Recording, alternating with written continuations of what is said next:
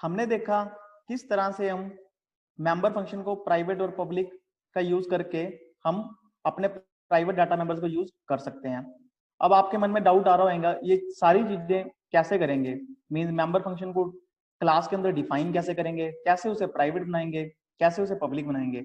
उसके लिए हम अपना प्रोग्राम डिस्कस कर लेते हैं। मैंने वही सेम प्रोग्राम रखा है, hash include iostream.h, hash include conio.h। फिर मैंने क्लास स्टूडेंट बनाई है, यहाँ पे भी मैंने क्लास स्टूडेंट बनाई है। वही मैंने आपको बताया था ना कि क्लास को बनाने के 2-3 तरीके होते हैं। मैंने इसीलिए सेम एग्जांपल में आपको पहले वाले तरीके से भी क्लास को डिफाइन करके दिखा दिया, दूसरे वाले तरीके से भी डिफाइन करके दिखा दिया। अब हम इसको समझते हैं कि हमने यहाँ पे मेंबर फंक्शन को किस तरह क्लास के अंदर डिफाइन करना होता है। मैंने लिखा क्लास स्टूडेंट, ओपनिंग ब्रैकेट आ गई। फिर आपने देखा int as int roll number. कल से आप ये बात जानते हो कि इंट एज और इंट रोल नंबर आपके क्या कहलाते हैं, आप हो गए सर डाटा मेंबर। फिर आपने देखा इसके ऊपर कुछ नहीं है, कुछ ना होने का मतलब बाय डिफॉल्ट ये डाटा मेंबर क्या आपको हो गए सर बाय डिफॉल्ट। तो मैंने जानबूझ के ये 2 क्लासें बना दी थी ताकि आपको ये चीज भी क्लियर हो जाए कि एक क्लास को डिफाइन करने के भी 2-3 तरीके हो सकते हैं। यहाँ पे मैंने क्या किया, खुद से प्राइवेट लिख दिया। खुद से प्राइवेट लिखने के बाद क्या हुआ, इसके नीचे जो भी डाटा मेंबर आएंगे या कोई और मेंबर भी आएगा वो क्या होगा आपका प्राइवेट। एज भी आपकी प्राइवेट होगी, रोल नंबर भी प्राइवेट होगी। यहाँ तक आपको दोनों स्टेटमेंट्स समझ में आ गई। अब हम वापस अपनी पहली क्लास में चलते हैं।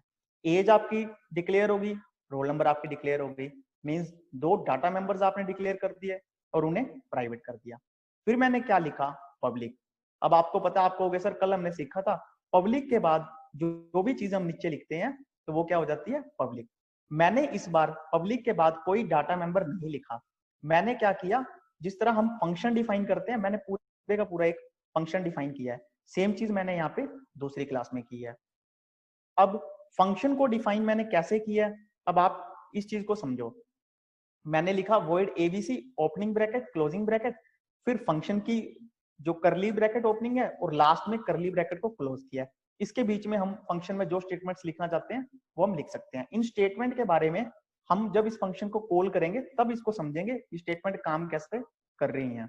अभी आपने इतनी चीज सीखी कि क्लास के अंदर डाटा मेंबर तो कल भी आपने डिक्लेयर कर दिए थे। आज मैंने आपको बताया कि आपने क्लास के अंदर मेंबर फंक्शन को कैसे डिफाइन करना है। मेंबर फंक्शन को बिल्कुल वैसे डिफाइन करना है जैसे आप नॉर्मल फंक्शन डिफाइन करते हो। नॉर्मल फंक्शन भी आप ऐसे डिफाइन करते थे ना, void abc opening bracket closing bracket, फिर करली ब्रैकेट ओपनिंग आती थी, फिर बीच में स्टेटमेंट्स आ जाती थी, फिर आप उसको बंद कर देते थे। बिल्कुल आपने सेम काम इसमें करना है, बस हमने रखना इसको किसके अंदर है, क्लास के अंदर। तभी ये क्लास का मेंबर फंक्शन कहा जाता है इसे। फिर क्या आ गई लास्ट में, अब यह लास्ट वाली करली ब्रैकेट किसके लिए आई है, ये क्लास की जो ओपनिंग ब्रैकेट थी उसको हमने बंद कर दिया। इसका मतलब मेरी पूरी की पूरी क्लास डिफाइन होगी। अगर मैं इस क्लास में पूछूं इस क्लास के कितने मेंबर हैं, तो आप बोलोगे सर 3 मेंबर हैं।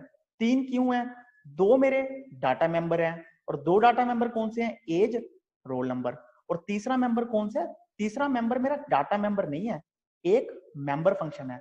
अगर मैं पूछूं इस मेंबर फंक्शन का नाम क्या है, तो आप कहोगे सर एबीसी इस मेंबर फंक्शन का नाम है।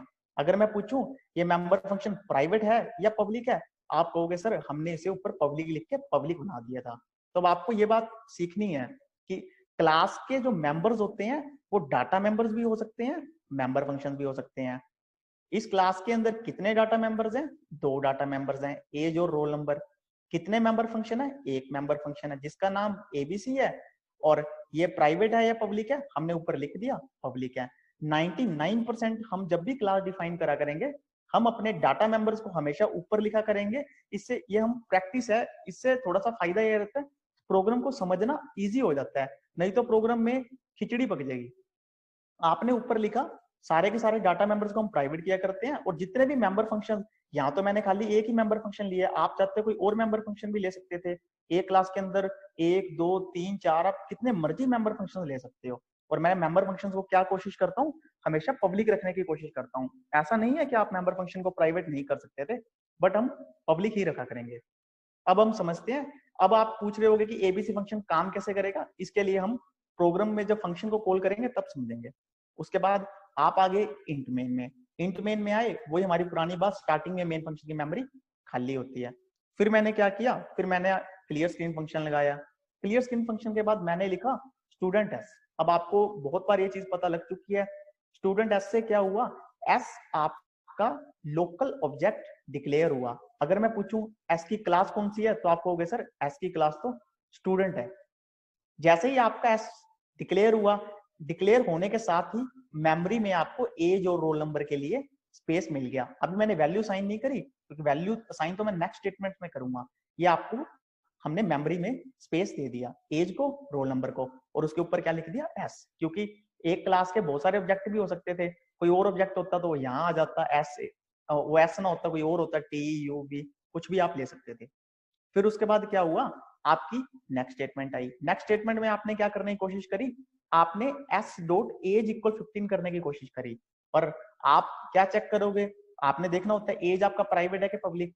आपने देखा एज तो प्राइवेट है, प्राइवेट है तो ये ऑपरेशन लाउड होना चाहिए या नहीं होना चाहिए? आप कहोगे सर बिल्कुल ही लाउड नहीं होना चाहिए, क्योंकि क्लास के बाहर हम इसे एस डॉट एज करके नहीं यूज कर सकते। तो मैंने यहाँ पे क्रॉस करके दिखाया। फिर आपने क्या किया, एस के रोल नंबर में 4 साइन करने की ट्राई की। फिर आपने देखा रोल नंबर भी हमारा प्राइवेट है, तो हम ये भी नहीं कर सकते, तो ये भी अलाउड नहीं है। वो मैंने आपको जानबूझ के ऐसा करके दिखाया ताकि आपको थोड़ा सा चीजें समझ आती रहें। फिर मैंने क्या किया, फिर मैंने next time S dot ABC opening bracket closing bracket ये चीज लिखी है और सेमीकोलन लगाया। अब आप कहोगे सर ये तो फंक्शन कॉल किया है। अगर मैं पूछूं किसका फंक्शन कॉल किया है, आप कहोगे सर एस ऑब्जेक्ट का फंक्शन कॉल किया आपने।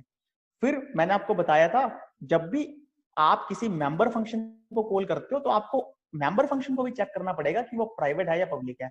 आपने देखा सर मेंबर फंक्शन तो पब्लिक है, मींस ये ऑपरेशन मेरा अब अलाउड है। क्यों अलाउड है, क्योंकि S dot ABC opening bracket closing bracket इसलिए अलाउड है क्योंकि आपका जो एबीसी मेंबर फंक्शन था एस ऑब्जेक्ट का, वो कैसा था, पब्लिक। पब्लिक को आप कॉल कर सकते हैं। अगर बाय चांस ये पब्लिक ना होके इसको भी मैंने प्राइवेट लिखा होता तो ये चीज यहाँ पे अलाउड ना होती। अगर मैं ऐसा करता फिर मेरे को फायदा ही क्या था, फिर तो मैं वैल्यू साइन कर ही ना पाता। इसीलिए मैं कह रहा हूँ हम मेंबर फंक्शन को 99% पब्लिक ही रखते हैं। मैंने अपने एस डॉट एबीसी से मेंबर फंक्शन को कॉल किया। बस आपको यहाँ पे ना एक चीज ये ध्यान रखनी है, हमने जब नॉर्मल फंक्शंस पढ़े थे उसमें कभी भी हम एस डॉट डॉट करके कुछ नहीं करते थे। यहाँ पे हमें डॉट करके क्यों करना पड़ता है, क्योंकि अब हमारा एबीसी फंक्शन सिंपल फंक्शन नहीं है, ये मेंबर फंक्शन है।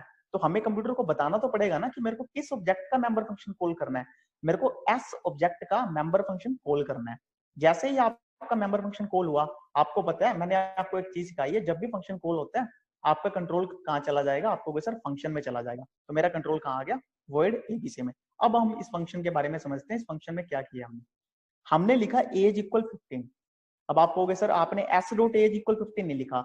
यहाँ पे एस डॉट एज इक्वल 15 लिखने की जरूरत नहीं है, क्योंकि कंप्यूटर को पता है आपने इसको एस डॉट एबीसी से कॉल किया है ना, तो कंप्यूटर को पता है ये जो एज है ये कंप्यूटर किस एज को यूज करेगा, ये आपके एस वाले एज को यूज करेगा। आपको यहाँ पे एस डॉट एज नहीं लिखना, आपको कॉल करना है उसे ऑब्जेक्ट से। ऑब्जेक्ट मैंने क्या बनाया है, एस, क्योंकि ऐसा भी तो हो सकता है ना कि मैं ऑब्जेक्ट एस भी बना सकता हूँ, टी भी बना सकता हूँ, यू भी बना सकता हूँ, मेरे 3 ऑब्जेक्ट हो गए।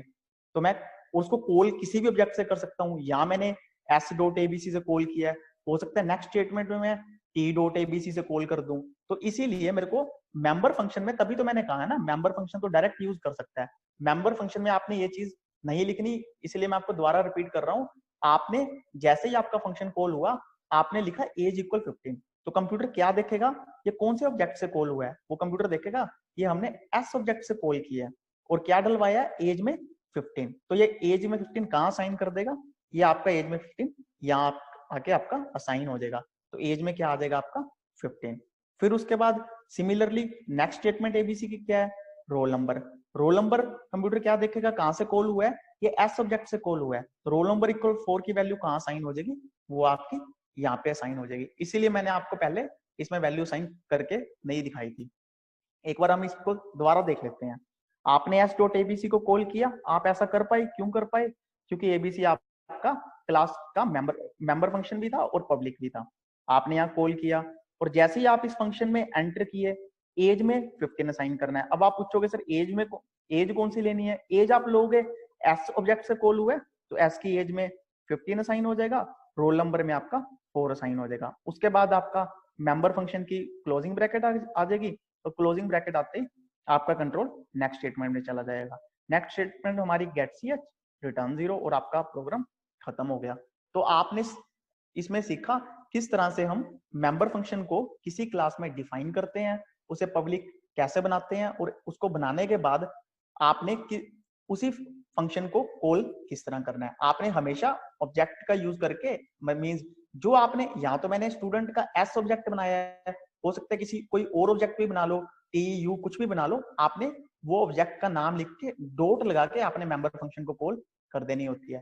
जैसे ही आप मेंबर फंक्शन को कॉल करते हो, मेंबर फंक्शन में जब भी आप एज या रोल नंबर लिखोगे, कंप्यूटर समझ जाएगा कि आपको एस के एज या रोल नंबर की कोई वैल्यू यूज करनी है। नेक्स्ट टाइम हम इसी मेंबर फंक्शन में थोड़ी सी और स्टेटमेंट लिखेंगे। ये जरूरी नहीं हमेशा हमें इसमें वैल्यू असाइन करनी होती है, हम इस मेंबर फंक्शन में कुछ भी और कर सकते थे। तो मैंने लिखा है इसमें एबीसी मेंबर फंक्शन है क्लास स्टूडेंट का। एबीसी पब्लिक है, बिल्कुल पब्लिक है, इसलिए हम उसे डायरेक्ट कॉल कर सकते हैं। मैंने डायरेक्ट कॉल कर लिया ना, s.abc opening bracket closing bracket करके। मेन फंक्शन में डायरेक्ट कॉल कर पाए थे आप, और एबीसी मेंबर फंक्शन क्लास के प्राइवेट डाटा मेंबर्स को डायरेक्ट यूज कर सकता है। वो तो आपने देख ही लिया ना, एबीसी जो फंक्शन था इसने डायरेक्ट एज और रोल नंबर को यहाँ पे यूज कर लिया ना, और वैल्यू भी साइन कर पाए हम लोग। तो इस तरह से आज हम आपने सीखा कि क्लास के अंदर डाटा मेंबर्स भी होते हैं और मेंबर फंक्शन भी होते हैं। आपने इस वीडियो को एक बार दोबारा देखना है, जिससे आपको ये मेंबर फंक्शन का जो मैंने कंसेप्ट समझाया है ये बिल्कुल अच्छे से समझ में आ जाए। बस यहाँ पे हमने किया क्या है ना, एक्चुअल में हमने खुद वैल्यू ना असाइन करके मेंबर फंक्शन को कॉल कर दिया, और मेंबर फंक्शन के अंदर हमने स्टेटमेंट क्या लिखी, मेंबर फंक्शन में हमने वैल्यू साइन कर दी, age equal 15 roll number equal 4। और जब भी आपको मेंबर फंक्शन को कॉल करना है तो आपको ऑब्जेक्ट का नाम और डॉट लगाना पड़ता है। इससे फायदा क्या होगा, कंप्यूटर को पता लग जाएगा एज इक्वल 15 है, वो कौन से ऑब्जेक्ट की एज डलवानी है, क्योंकि हो सकता है आपका टी और होता, तो कंप्यूटर ने देखा ये तो एस से कॉल हुआ है, तो वो एस की एज में 15 डलवा देगा, एस के रोल नंबर में 4 डलवा देगा। सपोज करो यहाँ पे टी ऑब्जेक्ट और होता, आप लिख देते T dot ABC opening bracket closing bracket, तो आपने अब किससे कॉल किया, आपने टी ऑब्जेक्ट से कॉल किया, तो कंप्यूटर क्या करता, टी के एज और टी के रोल नंबर में वैल्यू साइन 15 और 4 कर देता। नेक्स्ट वीडियो में मैं इसके बारे में और बात करूंगा। उम्मीद है आपको ये प्रोग्राम समझ आ रहे होंगे। Thank you.